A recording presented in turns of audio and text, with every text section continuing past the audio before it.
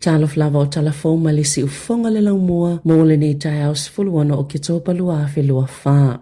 Na langlangoina i te tono le palemene New Zealand ilona faitaunga whaalua le pili e toi whaafo i eisiti seni o tangata Sāmoa na whananau le vau le tasiva lua wha ma le tasiva whaiva peitai e le o au fiai a lātou whanau. Sāanga wa ai e tangata le siti seni New Zealand e le tausanga e tasiva whaavalu. Sā langlangoina e vaenga whaupwhai uma le palemene le pili i le whaanga solonga le komiti wha palemene e au fiai le national le asale i langlangoina le faitaunga mua a whai e pasia e vea matula fono o le anga wa alo i ai tangata Sāmoa i le silia male to lima afe ui i lea e to tele sa tālu sanga i le taimina fonga i finangalu whaalia i luma le komiti ina i au fia i mawhanau a i lātou o anga wa le sitiseni peitai na whaalia le li i whaipule e ana le pili te anau tu yono le green. Sa langlangoina i le Labour ma le green peitai e le i langlangoina i si vaenga wha upu whai peto samal to asfulu lima afe i le to asfulu i vafe leo wha ingo whana wa ia tangata pe ona whaalielele i whaipule. E lata i le luas fulu lima afe finangalo tustusia e au feise finangalo e tasi e tu samale fitu afe e lātou na saini ai pe tu sa ole afa o ia finangalo whaalia e mai Sāmoa. Na whaalia fo ia tu iono e tele le langolango tupulanga Tala Fou ma ole to tele lava sa whai masui o lātou mātua ma mātua o lātou mātua.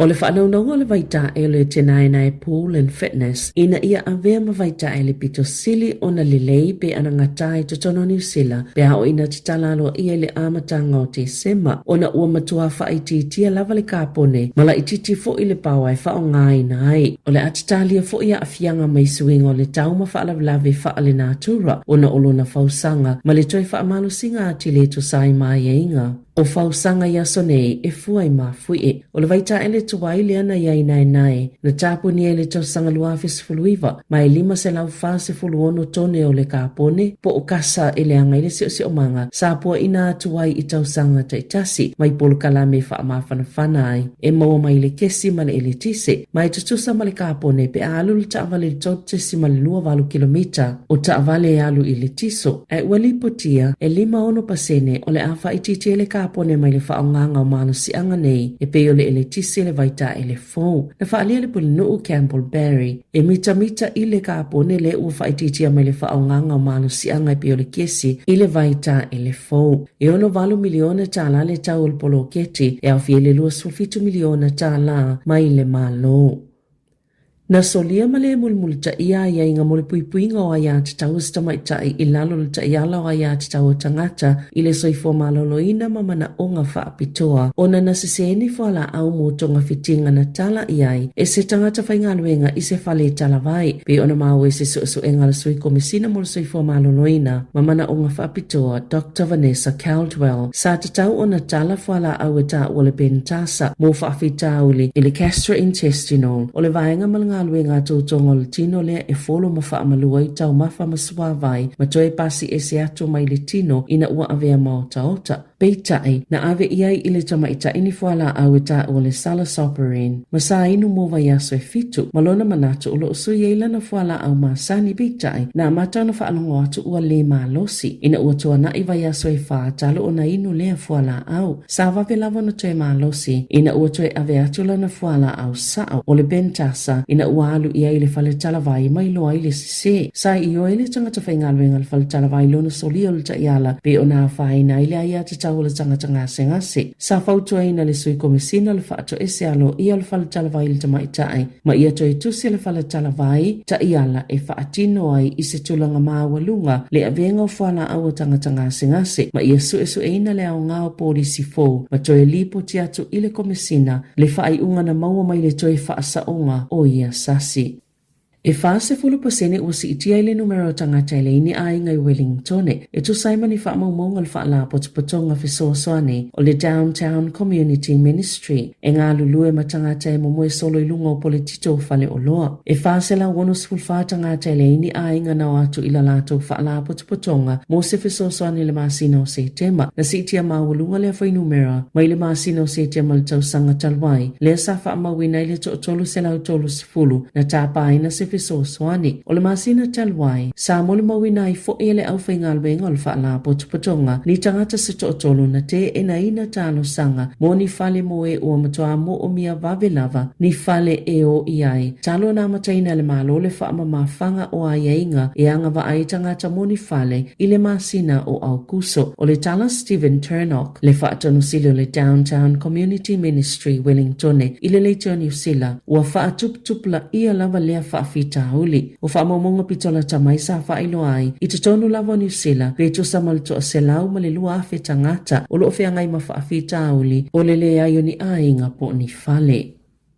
O whaasaina le Company of Sota inga le One New Zealand, se tangata whaangaina la natou au nanga mole o langa atoa, o na olona whaao lima ini au whaingalwenga se to alua, I kalai estete, na tupulea ngā yoinga, I se tasi o latou whale o loa po o fisa le asusful tasi o ketopa, ina ua tāpā ele au whaingalwenga se whaamauninga, po o se ID o le Apple mai le tangata whaatau, o le toi whaatangaina I le o langa atoa na ia toi whaongaina, le au nanga le One New Zealand, pe ona whaalia le pulisili Jason Paris, e whaamua laval soifua malolo ina male saunga le mo o le au whaingalwenga pe ona Sāmoa Paris, lima masina mo atu, na tapu ni ai le fale le One New Zealand I prito mati au kilani, o le saunuanga le pulisili le taimi, o le asa lava masawa ina le au whaingalwenga, I whaupunga e talafo I ai, whaatase I mangao inga I tutonu o latou fale o loa, o ise o atu maanga ese e ngao ia latou masini, sa whaaftai le whaalapo tupotonga le retail New Zealand, le taita inga le One New Zealand, I le whai unga o latou whai I tangata, e whaatupu vevese, I tutono o latou fale o loa, ma whao o lima, I tangata whai ngā luenga. E se kamupani fo mofso ta inga tele vavave wa amataina se au nanga I whaatatau I data o telefoni whiawea ia e tutongi. Aile uma na whaonga. Sa whai se saililinga le Kiwi Mobile. Mailo aia silia ma le whaase lau miliona tā la. Le tau o data e tutongi mo telefoni whiawea aile whaonga ina e tangata New Zealand I tau sangata I tasi. Betu sa maleono te si male 5 gigabytes o data e tutongi I le masina e tangata New Zealand. Aile whaonga ina e silia male afo tangata iena fesilinga ina le saililinga po le 5% na o latou whaalia. E ilo latou tali tonunga o lo o tele atutupe o lo latou tutongina mo ni tata latou tele mo miaina ma le ono 5% na o latou whaalia. E mana na o ina ia tele le avano e mawhaiona fesu ia le whainga o fofuanga I le tutonginga o data e mawhaiona whaonga feso o ta inga latou telefoni. Wa mataina le Kiwi Mobile se fofuanga fo mo le taimi mua e whaapea whaasawa I tupe tangata e au normale iaio ni tapulaa ia latou data po vaenga I mwhaiona o la telefoni fsota inga le interneti. E le filifili mua tangata whaatau pe fia ni data latou te fia whaongaina. Ai amata mai le taita latou lusfulsene I le aso e mawai le data mo le fsota inga sao e o atu I le 5 gigabytes. A umaya data e mawhai tangata na filifili pe whaawau pe le whaonganga I se sao e mawala loifo na ilo le taimi mua pe soifo I se isi whainga e ala I le toi fesui ai o le tau e tutongi I le aso mo taimi e tutoi o lana pili wha le masina mo se whaataita inga a whai e tutongi se tangata le ono 5 tālai le masina mo data se 5 gigabytes ai umane le masina na o le 5 gigabytes na te whaongaina e mawhai le Kiwi Mobile o na ofu atu na o le whawhātala e tutongi le tangata e whaongaina I gigabytes e iwa o na le maule o data e tutongi ai le o whaongaina. Sa poloka wheo inga no whaafil taio nei I le itu I le Hutt Valley o na o se siol na nofo I lungo le awala o no whaafi na ta ue leo na lipo ti atu ilo lato ofisa I le lata I le ono le taio na leila lea mea ola I nauranga ma na ta ue ni whaafi tau leo a afiai ma wala awa ilo le mata ngaluenga o le whaasao. I ta alonga e ta sile tau sanga whaapopo ua toi sainia Chanel Harris Tavita e ta aloa I mole Warriors whaamausalielo na toi fo I ato I le NRL mo tau sanga e tolu o se tasi o tamasata alo I le awa le toa Sāmoa lua 5 tau sanga le matua mai ta sile tau sanga sa maloloa I mai le ta alonga ina ua mai ale ipola langya le lakapili ki lua fe lua peitai na toi tali watu I le Warriors I le tau sanga nei mo se kone karate e lua tau sanga. Tala Fou ia malisi ufonga le lau mua mo le nei tai au.